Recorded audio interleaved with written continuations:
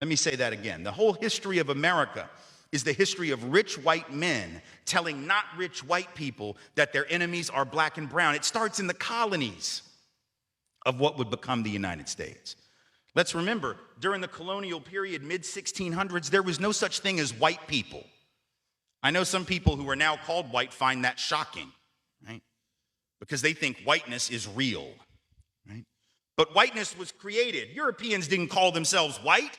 We didn't call ourselves white. We weren't all members of one big happy family. Are you kidding? Have you studied the history of Europe? The history of Europe was about killing each other. That's what we did in Europe. We just killed each other before we figured out there were other people to kill. We just killed each other, right?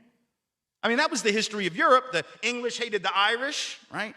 Northern Italians didn't even think that Southern Italians were Italians. The Germans hated everybody, and everybody hated their ass right back, right? There was no team called white, no race called white, but all of a sudden, in the middle of the 1600s, there was. Why? Why was it suddenly necessary to create this thing called the white race? Well, because rich people can count, that's why. And so rich folks looked around, the ones that owned all the land, you know, in the colonies, the colonial elite looked around and they realized something, that they were heavily outnumbered by African enslaved folks, by European indentured servants who were just one level above a slave, or other Europeans who weren't technically indentured servants, but they were still peasants, didn't have any money, didn't have any land, and they could do the math. They added it up and they were like, damn, we got to figure out a way to split these folks apart from one another or they're going to rise up and take our stuff, right? Because after a while, these black folks who were enslaved Africans and these quote unquote white folks who were poor Europeans are going to figure out they're all getting played by these rich people, right? So ultimately, the rich figure out they got to come up with some way to get somebody in that group on their team. The easiest thing is to get the poor Europeans, right? Because at least they look like you. They sort of share some of the customs and the culture. So they all of a sudden create this thing called whiteness, and they say, now you're part of the club.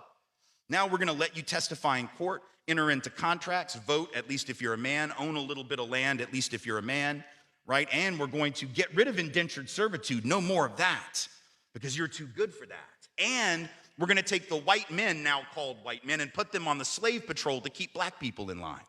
Give them a horse and a gun and a badge and make them feel big and powerful, right? They're still poor. They still don't have anything. They didn't pay the slave patrol well, right? Just exploited them, used them as a buffer between the elite and the other poor folks, particularly poor folks of color. And pretty soon, the rebellions that occasionally happened where black and white got together to overthrow the elite, those stopped because the divide and conquer had begun to work, right? You could turn people against each other by telling those poor white folks, they got to keep these black people in line. And so that divide and conquer gets initiated in the colonies. Rich white men telling not rich white people that their enemies are black and brown. Fast forward to the Civil War era.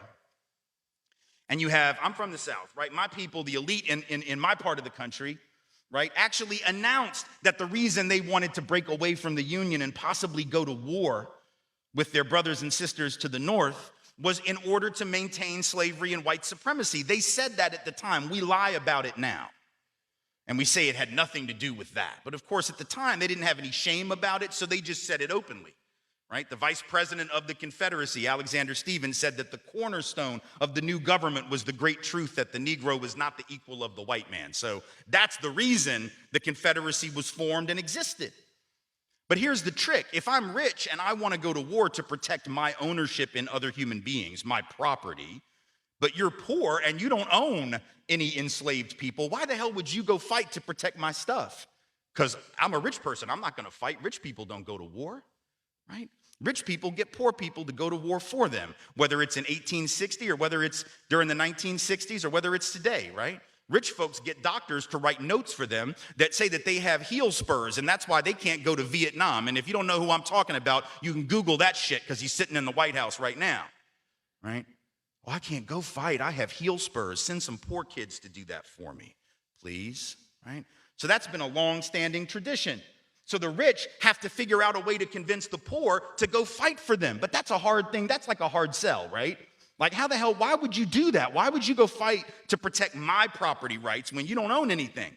The only way you would do it is if that rich person comes to you and says, hey, listen, you gotta go fight because we gotta maintain our way of life, because if these people get free, they're gonna take your jobs. No, fool, they already got your job. That's how it works, right? Because if I'm white and I got to charge you $1 a day to work on the farm, but you can get a black person to do it for nothing because you own them. Guess who got the job? Free got the job, right? So in a sense, poor white folks would have been better off joining with black folks to overthrow the slave system. That would have raised the wage floor of all working people. But they got tricked by rich white men telling them that their enemies were black and brown. Fast forward to the 1930s. And you have white labor leaders. They're not even the elite, right? The labor leaders are not the elite, but they're the elite within the labor movement. And even they had fallen for it at this point. So they didn't want to integrate their unions. And they would say things like, well, we can't have black people and Mexicans and Chinese folks in our unions because if we do that, it's going to reduce the professionalism of our craft. We have to maintain the integrity of our profession. No, fool, you need more people in the damn union is what you need. And if you don't let those folks in, guess what happens when you go out on strike? Who is the boss going to use to replace you?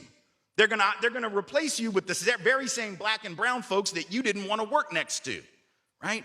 And so at the end of and then you're going to blame them for taking your job rather than the white rich dude for giving it to them, right? Divide and conquer. Telling not rich white folks that their enemies are black and brown. And now we fast forward to the president. We got the president of the United States becoming president on the basis of that same rhetoric. Telling not rich white folks that the reason they don't have a job is because Mexicans took them, right? That's the argument. Keep in mind, there's been a net outflow of Mexican folk from this country, out of this country in the last 10 years. Right now, border crossings and actual in-migration at the lowest level they've been since the 1970s. So anybody who believes that is a damn fool or somebody who does not understand how to do research on the internet or someone who doesn't care, right? But he says the reason you don't have a job is those brown folks took them.